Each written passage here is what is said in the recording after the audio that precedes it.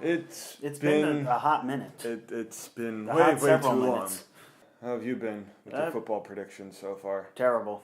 Yeah, well, can't be worse than the Giants. Well, Odell Beckham Jr. says they can still win. We'll see how long that lasts. Yeah, apparently Des Bryant, who was on the Cowboys and then he was released or whatever the thing was, signed with the Saints or whatever. First practice towards Achilles tendon, so he's done with the Saints now. Yeah, he's done. And that takes a while to heal from. So almost as long as waiting to see where Bryce Harper and Manny Machado sign. Maybe. I was reading something today that apparently the Astros had something in place. Yeah, they had a deal in principle to send Bryce Harper to the Astros, but the ownership of the Nationals vetoed the trade. Yeah. It would have been interesting. Maybe that with Harper, the Astros might have at least gotten to 7 games. Well, maybe not past the Red Sox, considering how they just steamrolled over everyone. Yeah. I thought the Astros were going to be the team to beat. They won it last year. They still won, 102 games, or whatever it was, 103.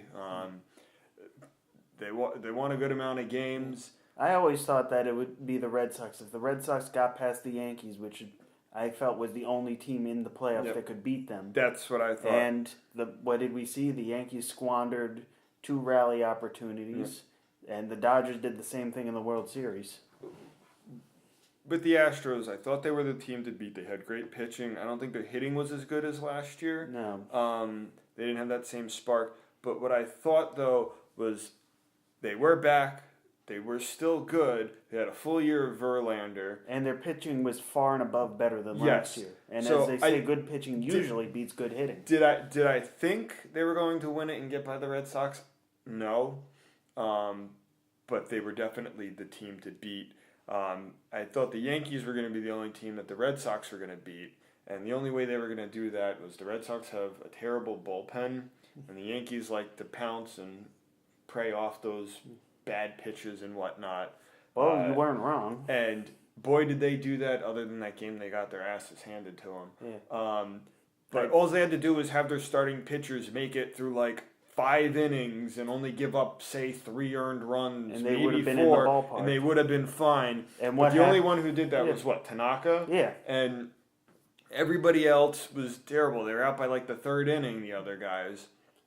And the Yankees still had a great bullpen, despite some of the struggles towards the end of the season with overusage.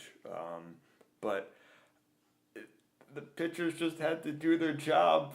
We'll be fine. Barely they had to do their job. They just had to get through the 5th inning, let the bullpen do its job, and let the offense hit the crap out of the Red Sox bullpen once their starter leaves. We'll be better next year with a resurgent Gary Sanchez, a full season of Judge, and most importantly, complete game shutouts in the postseason from Patrick Corbin and Justice Sheffield. Yes. I've been keen on Corbin since we did our fantasy baseball those years ago. Right. I picked him up and I started following him, so I do like him.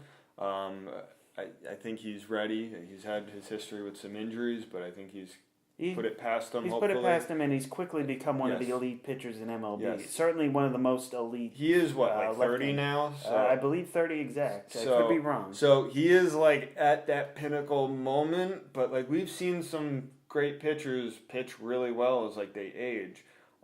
It's a matter of just adjusting for velocity drop. We've seen that happen out of Andy Pettitte, Justin Verlander, CC Sabathia. And that's the key thing with CC Sabathia is that he's a left-handed pitcher. He learned from left-handed pitcher Andy Pettitte as Pettitte was getting towards the end. So it's now passing the torch. Sabathia will pass the torch, hopefully to either Corbin or someone else, or maybe Jordan Montgomery. Yep. By the way, shout out for CC Sabathia. Everyone's talking about the fact that it's his last year that he's announced for next year. No one's talking about the fact that very early on in the season he'll get 3,000 strikeouts and should easily get 250 wins. Those are Hall of Fame markers. Yep, he's got a Cy Young award, a World Series ring.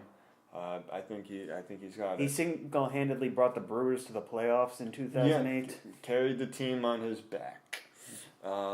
Just like Owen does when we play Logo Party. Yeah. But anyway, We're gonna do a bunch of these segments, but we'll release them sporadically. It is getting more towards the all the different sports are coming back, so we'll try and release videos more often, but we'll see how it's going. Things are a little bit tight at the moment. No promises, but we'll see what we so can do. So the schedule might be a little mixed up for the next coming weeks.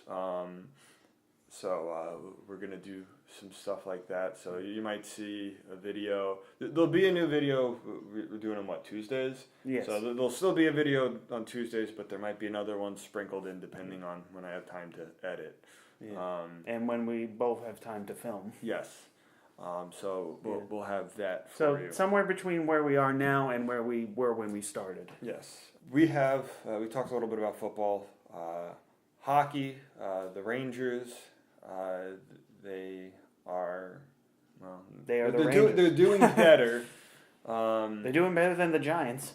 But in hockey's case, every game does matter. All the points, it does matter. But the way hockey works is you get 2 points for a win, 1 for an overtime loss. And in a matter of 10 games, at maximum, you can get 20 points, which can catapult you from the bottom all the way to the top of your division standings. It's certainly one of the more dynamic ways of gaining lead in the division. And especially if you win out of those 10 games, say you win 7 of those and you tie 2 of those might be 3 losses on there, but you're still getting 2 points out of those 3 losses, which counts as an 8th win, which bumps you up a little bit more.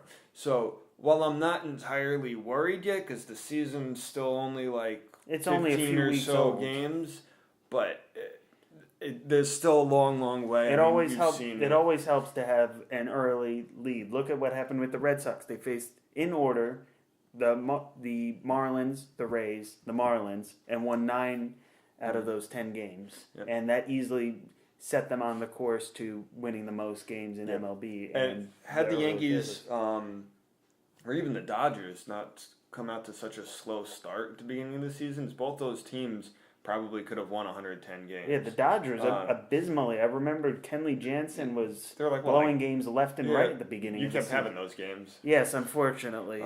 Anchor. But they were 10 games under 500 or whatever, and then they just. And then they limped there, but they got there. Yeah, they weren't the only ones. The Athletics were in 4th place in June, and they managed to get into the wild card game against the Yankees, and also have potentially shifted the course for the Mariners, who looked like they were going to easily get into the wild card game or even the division for the West, and now it looks like they might be trading off James Paxton. I was going to say, James Paxton, maybe he comes to the Yankees. So that's the other big thing about getting off to an early lead or not. That easily sets the course for what these teams do. When streaks do that, they change the entire landscape of things. Look at what's happened with baseball, not just for teams that fell off, but we had, for the first time in history, 2 Game 163s. We had the Cubs and the Brewers and the Dodgers and the Rockies. Which should have never happened. It should have just gone head-to-head matchups like they do in football. Yeah, but still it shouldn't have happened because the Brewers and the Rockies were literally... Well, start with the Brewers. The Brewers had to win just about every single game those last 3 weeks, and they were able to. And the Rockies and Dodgers, and at the beginning of the month of September, the Diamondbacks, they were in that 3-team tussle for that division, and the Diamondbacks faded off, but the Dodgers and the Rockies were at it. The Dodgers having to endure another spat of Kenley Jansen's tightrope act. And the Rockies having to deal with the fact that their bullpen was more abysmal than it usually was. Yeah. So I think we're going to cut it for this part, and then we'll switch to our predictions for the MLB winners. Yep. And then I'll post that once that's done, and then, because our video won't come out until later. Exactly. So I'll have the corrections somewhere on the screen. Yeah. All right.